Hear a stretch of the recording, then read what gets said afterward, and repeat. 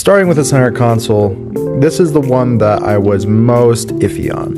What I realized is that because it is a brushed steel, the chances of it reflecting into my eyes, as I found out when I did a test drive, is actually pretty high. And it does give the aesthetic appearance of maybe like an early 2010, late 2000s sort of car, where it had that chrome in the center, and it didn't feel right, and I wasn't a big fan of it. And so this is why I took it out and decided to paint it. Some 400 grit for sanding just to get it to stick, some matte black spray paint, and then some matte clear coat, and from there we could just call it good. Installation of the stainless steel trim worked out incredibly well.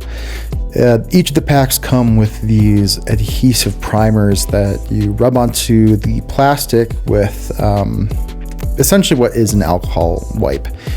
You don't want to touch this stuff. I don't know what chemicals are in it, but the smell it gave off made me want to do this in a well-ventilated area as I was doing it outside, and also to wear gloves, as you'll see here.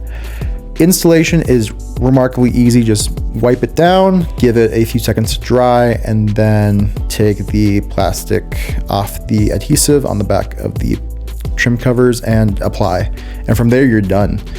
I gotta say, the indentation that each of these provide in the buttons on the doors and on the center console feels fantastic.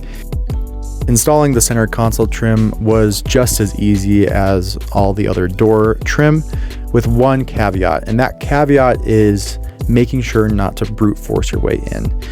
The fitment on this is quite tight. It's intended that way. It's meant to look like an OEM Plus sort of mod, and so tight fitment is kind of necessary. To lock it into place, instead of just brute forcing it, you have to pull the side of the trim out a little bit on the car itself. That way, on the way down, the steel doesn't scratch the plastic, causing blemishes. All right, just got the final one installed. Now it's time for the final reveal. Make sure to subscribe, like, and comment, and I'll catch you in the next one. Peace.